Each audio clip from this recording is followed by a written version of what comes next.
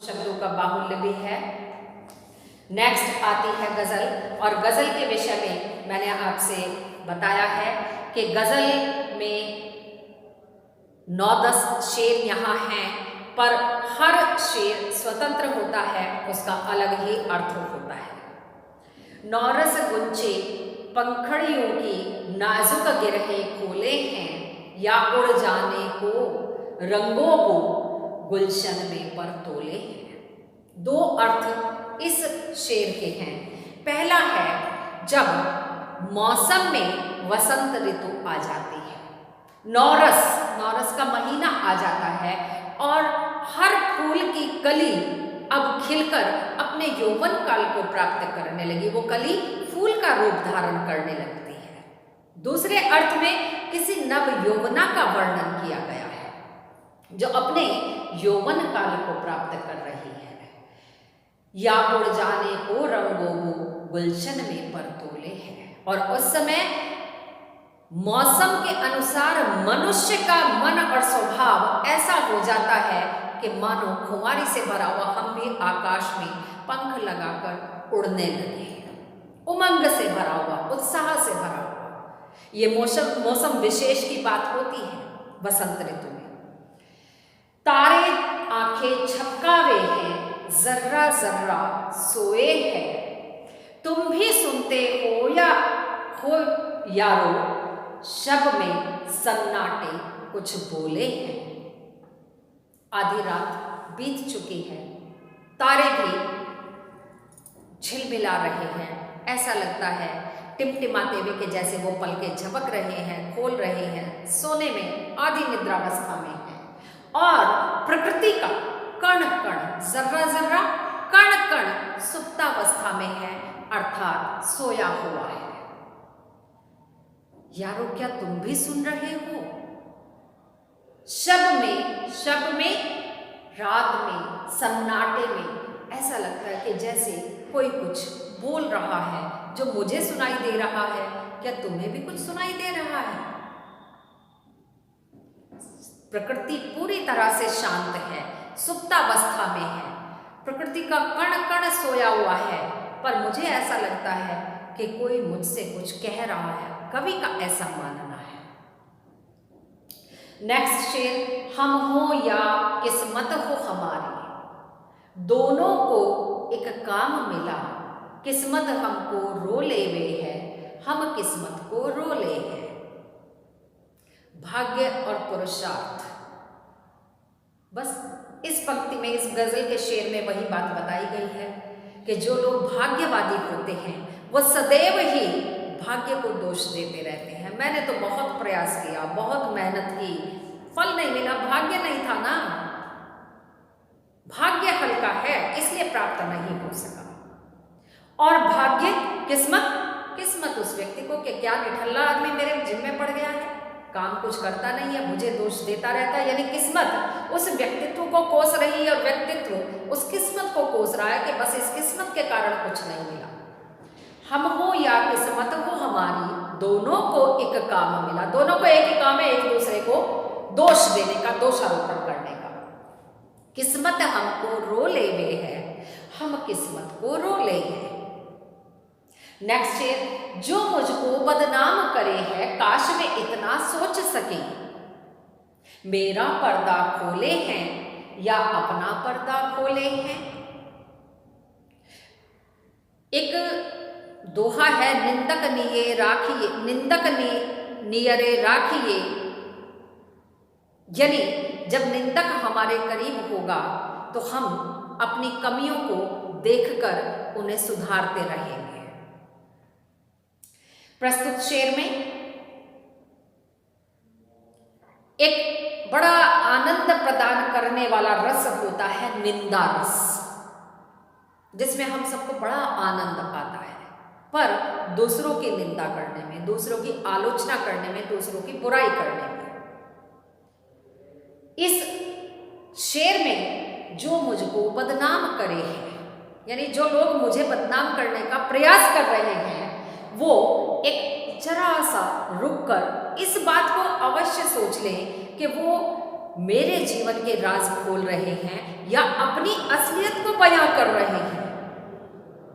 यदि हम किसी दूसरे की बुराई करते हैं तो हमने तो कर ली ये समझकर कि उसकी हमने सार्वजनिक कर दी सारी जो कमजोरियां थी, निर्बलताएं थी, परंतु सामने वाले व्यक्ति को ये भी पता चल जाता है कि हमारा स्वभाव किस तरह का है। इसका मतलब है हमारी निंदा करने की आदत ही है। आज हम किसी थर्ड पर्सन की निंदा इस सामने वाले व्यक्ति के सामने कर रहे हैं, और यदि सामने वाला व्यक्ति समझदार होता है तो वो ये समझ जाता है कि अब के बाद ये मेरी निंदा किसी और से करेगा। इसीलिए शेर में कहा गया है कि जो मुझे बदनाम कर रहे हैं, मेरी बुराई कर रहे हैं, निंदा कर रहे हैं, वो एक क्षण के लिए ये भी सोच लें कि वो मेरे जीवन की निर्बलताएं, कमजोरियां, राज खोल रहे हैं या अपनी बातें बता रहे हैं, अपने विषय में लोगों को जानकारी दे रहे हैं।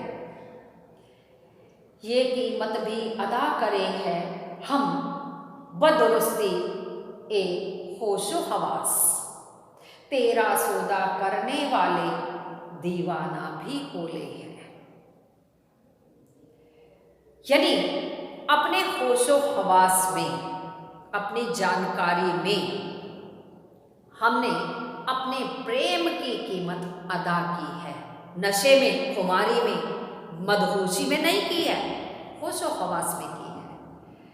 और तेरा सौदा करने वाले, आज मेरे तुम्हारे प्रेम का जो सौदा करने वाले हैं वो ये बात अवश्य जान लें कि मैं प्रेम में दीवाना हो चुका हूं। मैं बदनाम नहीं करना चाहता, मैं तो कीमत चुका चुका। नेक्स्ट है, तेरे गम का पासे अदब है, कुछ दुनिया का ख्याल भी है, सबसे छिपा के दर्द के मारे चुपके चुपके रोले हैं। तेरे गम का पासे अदब है, तुम्हारे प्रेम के कारण जो मुझे गम मिला है मैं सार्वजनिक नहीं कर सकता, क्योंकि मुझे तुम्हारा लिहाज है। अदब है, लिहाज है। अदब यदि अदीब हो जाता तो साहित्यकार हो जाता है। तेरे गम का पासे अदब है, तुम्हारा दिया हुआ प्रेम के कारण गम मेरे पास है, मेरे हृदय में व्याप्त है, और मुझे दुनिया का भी ख्याल है कि जरा सी मैंने बात मुंह से निकाली और तुरंत बदनामी फैल जाएगी, सार्वजनिक हो जाएगी। सबसे छिपा के दर्द के मारे, इसीलिए मैं सबके सामने नहीं, अकेले में चुपचाप तुम्हें याद करके, प्रेम को याद करके चुपचाप रो लेता हूं। फितरत का कायम है तवाज़ुन, आलमे हुस्नो इश्क में भी, उसको उतना ही पाते हैं खुद को जितना खोले हैं। एक छोटा सा एग्जाम्पल दूंगी। हम चाय पीते हैं, हमें जितनी मीठी पीनी होती है हम उसमें उतना मीठा डालते हैं, फीकी पीनी होती है नहीं डालते हैं। ठीक ऐसे ही यहाँ इश्क के विषय में कहा गया है। फितरत यानी स्वभाव, हमारा स्वभाव है तवाज़ुन आलमी हुस्नो इश्क में भी ये बात लागू होती है कि हम जितना उसमें डूबते हैं उतना ही वो हमें आनंद प्रदान करती है। ये हमारी पढ़ाई के लिए भी लागू होता है। अपने जीवन में हम किसी भी कार्य को करते हैं, घर के कार्य हैं, पढ़ाई का कार्य है, जितनी हम तन्मयता से करेंगे, कंपटीशन की तैयारी है, उससे हमें उतना ही फल परिणाम मिलेगा।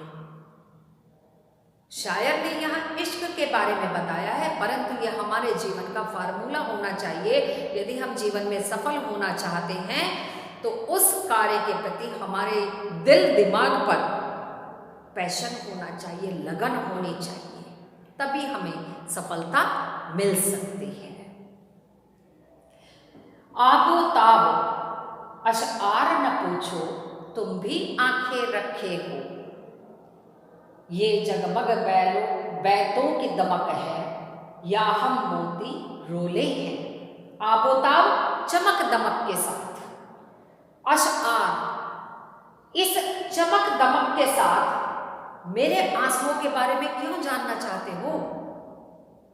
क्यों? ये तो मोती है।